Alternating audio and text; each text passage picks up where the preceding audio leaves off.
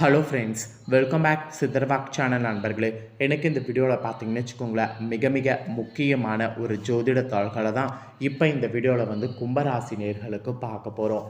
அதாவது செப்டம்பர் மாதமானது பிறந்து நடந்துட்டுருக்கு. இந்த செப்டம்பர் மாதத்தில் மிகவும் முக்கியமான ஒரு சில நாட்களானது வரப்போகுது. அந்த நாட்களால் ஒவ்வொரு ராசிக்காரங்களுக்கும் தலைவிதி மாறும். அப்படி மாறக்கூடிய தலைவிதியை அந்தந்த ராசிக்காரங்க தெரிஞ்சு பயனடையணுங்கிறதுக்காக ஒவ்வொரு ராசிக்காரங்களுக்கும் மிக முக்கியமான தாள்களை ஷேர் பண்ணிகிட்ருக்கேன். அதில் இன்றைக்கி இந்த வீடியோவில் கும்பராசி நேயர்களுக்கு ஷேர் பண்ண போகிறேன். இந்த வீடியோ கும்பராசிக்காரங்களுக்கு ரொம்ப யூஸ்ஃபுல்லாகவும் ரொம்ப இன்ட்ரெஸ்டாகவும் இருக்கும். ஸோ கும்பராசியில் பிறந்த அத்தனை பேரும் வீடியோவை ஸ்கிப் பண்ணாமல் பாருங்கள். உங்கள் ராசிக்கு என்ன மாதிரியான மாற்றம் வரும் அப்படிங்கிறத தெரிஞ்சுக்குங்க. இந்த மாற்றத்துக்கு காரணம் என்ன அப்படின்னு பார்த்தீங்கன்னா, இந்த செப்டம்பர் மாதத்தில் வரக்கூடிய கிரகணம் தாங்க. இந்த செப்டம்பர் மாதத்தில் வரக்கூடிய கிரகணம் எந்த தேதியில் வருது, என்ன நேரத்தில் வருது, இந்த கிரகணமானது இந்தியாவில் தெரியுமா தெரியாதா, இந்தியாவில் இந்த கிரகணத்துடைய பாதிப்பு இருக்கா இல்லையா என்பதையெல்லாம் இப்போ இந்த வீடியோவில் பார்க்க போகிறோம். இந்த வீடியோ ரொம்ப இன்ட்ரெஸ்டாக இருக்கும், அட் த சேம் டைம் ரொம்ப யூஸ்ஃபுல்லாக இருக்கும். ஸோ வீடியோ பார்க்கக்கூடியவங்க வீடியோ ஸ்கிப் பண்ணாமல் பாருங்கள். வாங்க என்னங்கிற தாள்களை இப்போ இந்த வீடியோவில் பார்க்கலாம். இந்த ஆண்டில் மீண்டும் செப்டம்பர் மாதம் சந்திர கிரகணமானது நிகழ இருக்குது. இந்த சந்திர கிரகணம் பார்த்திங்கன்னு வச்சுக்கோங்களேன், செப்டம்பர் 18ஆம் தேதி அன்னைக்கு நிகழப்போகுது. மேலும் இந்த சந்திர கிரகணம் ஒரு வலுவான கிரகணமாக பார்க்கப்படுது. இந்த கிரகணத்துடைய மொத்த கால அளவு 4 மணிலிருந்து 6 நிமிடங்களாக இருக்கும் என்று குறிப்பிடப்படுது. மேலும் இது உலகுடைய பல பகுதிகளில் தெரிவதற்கு வாய்ப்பிருக்கு என்று குறிப்பிடப்படுது. அது மட்டும் இல்லாமல் இந்த சந்திர கிரகணம் பார்த்திங்கன்னு வச்சுக்கோங்களேன், செப்டம்பர் மாதம் கரெக்டாக புரட்டாசி 2ஆம் தேதி புதன்கிழமை அன்னைக்கு நிகழ இருக்குது. இந்த சந்திர கிரகணம் என்பது கதிரவ ஒளியால் ஏற்படக்கூடிய பூமியின் நிழலுக்குள் நிலவு கடந்து செல்லும்போது நிகழக்கூடிய ஒரு அரிய நிகழ்வாக சொல்லப்படுது. மேலும் சந்திர கிரகணமாக இருந்தாலும் சரி, சூரிய கிரகணமாக இருந்தாலும் சரி, இது உலகம் முழுவதும் எப்போதுமே மிகுந்த ஆர்வத்தோடு பார்க்கப்படக்கூடிய நிகழ்வாகும். இந்த ஆண்டில் மொத்தம் 2 சந்திர கிரகணங்கள் நடக்கும். இந்த சந்திர கிரகணங்களில் ஒன்று ஏற்கனவே மார்ச் 25, 2024 அன்னைக்கு நிகழ்ந்தது. இப்போது 2வது சந்திர கிரகணம் செப்டம்பர் 18, 2024 அன்னைக்கு நிகழ இருக்குது. இது ஒரு பகுதி சந்திர கிரகணமாக இருக்கும். இது உலகின் பல பகுதிகளில் தெரியும் என்று குறிப்பிடப்படுது. சந்திர கிரகணம் எப்போது நிகழ்கிறது? இந்த ஆண்டுடைய 2வது சந்திர கிரகணம் செப்டம்பர் 18ஆம் தேதி இந்திய நேரப்படி காலை 6:11 மணிக்கு நிகழ்கிறது. இந்த சந்திர கிரகணம் காலை 10:17 மணிக்கு முடிவடைகிறது. இந்த கிரகணத்துடைய மொத்த கால அளவு 4 மணி 6 நிமிடங்கள் இருக்கும் என்று குறிப்பிடப்படுது. மேலும் இந்த சந்திர கிரகணம் இந்தியாவில் தெரியாது. இந்த ஆண்டுடைய 2வது சந்திர கிரகணம் வட அமெரிக்கா, தென் அமெரிக்கா, ஐரோப்பா மற்றும் ஆப்பிரிக்காவுடைய உலகின் இரவு பகுதிகளில் சிறப்பாக பார்க்கப்படும். இந்தியாவில் பெரும்பாலான பகுதிகளில் கிரகணம் தெரியாது.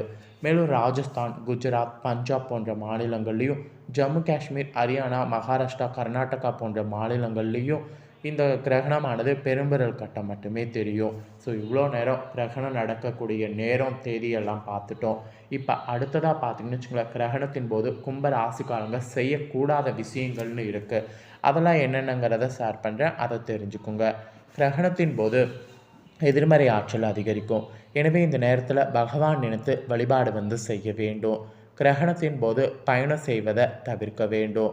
கிரகணத்தின் போது உணவு சமைக்கவோ, காய்கறி நறுக்கிறதோ, உரிக்கிறதோ போன்ற வேலை செய்யவோ, உணவு உண்ணவோ கூடாது. குறிப்பாக கர்ப்பிணிகள் கிரகணத்தின் போது எச்சரிக்கையாக இருக்க வேண்டும். இந்த நேரத்தில் கத்தி, கத்திரிக்கோள் அல்லது கூர்மையான பொருட்களை பயன்படுத்தக்கூடாது. கிரகணத்தின் போது ஊசியால் நூட்கோக்கிறது, தையல் வேலை பார்க்கறது போன்றவை கூடாது. இதெல்லாம் செய்யக்கூடாது என்று உங்களுக்கு அடித்து சொல்லப்பட்ட விஷயங்கள். அதே போல் கிரகணத்தின் போது உங்கள் ராசிக்காரங்க செய்ய வேண்டிய விஷயங்களும் இருக்குது. என்னென்ன விஷயங்கள் செய்யணுங்கிறத சொல்கிறேன், நோட் பண்ணிக்கோங்க. உணவு மற்றும் தண்ணீரில் தர்பை அல்லது துளசி இலைகளை போட வேண்டும். அதனால் கிரகணத்தின் எதிர்மறை தாக்கம் அதில் ஏற்படாமல் இருக்கும். கிரகணத்திற்கு பிறகு அவற்றை நாம் உட்கொள்ளலாம். கிரகண காலத்தில் சோஸ்திரங்கள் சொல்லி வழிபாடு செய்யலாம். இதனால் கிடைக்கக்கூடிய பலன் பார்த்திங்கன்னு வச்சுக்கோங்களேன், பன்மடங்காக இருக்கும். கிரகணத்தின் போது கடவுள் வழிபாட்டில் அதிகபட்ச நேரத்தை செலவிடணும்.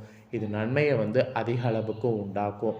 அப்புறம் சந்திர கிரகணம் முடிந்தவுடன் வெள்ளை பொருட்களை தானம் செய்ய வேண்டும்.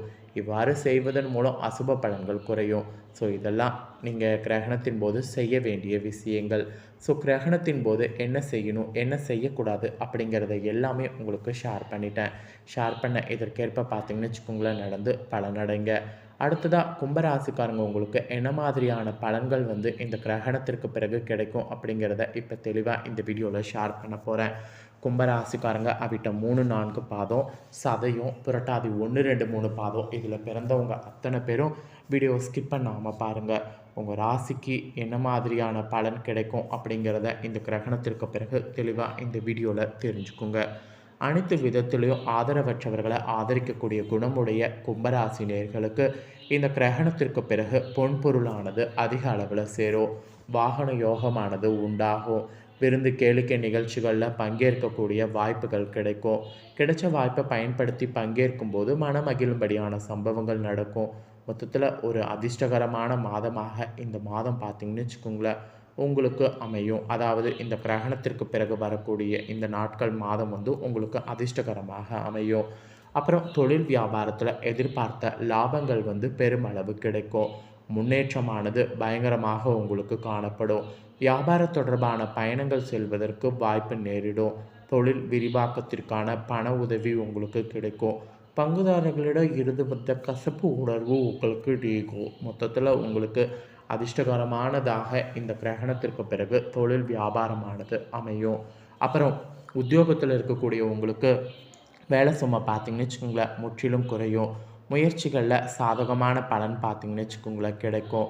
அப்புறம் கடினமான காரியங்களையும் திறமையாக செய்து எல்லாத்தையுமே உங்களால் முடிக்க முடியும். ஸோ இந்த மாதிரி பாசிட்டிவான வைப் பார்த்திங்கன்னு வச்சுக்கோங்களேன் இந்த கிரகணத்திற்கு பிறகு உங்களுக்கு இருக்கும். அப்புறம் குடும்பத்தில் இந்த கிரகணத்திற்கு பிறகு உங்கள் ராசிக்கு மகிழ்ச்சியானது நிலவும். பிள்ளைகளால் உங்களுக்கு பெருமை உண்டாகும். கணவன் மனைவிக்கிடையே இருந்த கருத்து வேற்றுமையெல்லாம் முற்றிலும் நீங்கும். குடும்பத்தினருக்காக பொருட்களை வாங்குறதுக்கு வாய்ப்பு கிடைக்கும். குடும்பத்தில் சுப நிகழ்ச்சிகளில் கலந்து கொள்ள நீங்கள் முயற்சி பண்ணிங்கன்னா அது வந்து உங்களுக்கு நடக்கும். வாழ்க்கையில் கூட புதிய முன்னேற்றங்கள்லாம் பார்த்திங்கன்னு வச்சுக்கோங்களேன் ஏற்படும். அப்புறம் தாயார் வழியில் பார்த்திங்கன்னு வச்சுக்கோங்களேன் உறவினர்களிடம் உறவு வந்து நல்ல நிலையில் வந்து நீடிக்கும். மொத்தத்தில் நல்ல நிலையில் எல்லாமே இருக்கிற மாதிரி சூழ்நிலை அமையும். பெண்களுக்கு கூட உங்களுக்கு புதிய தொடர்புகள் மூலம் லாபமானது இந்த கிரகணத்திற்கு பிறகு உண்டாகும்.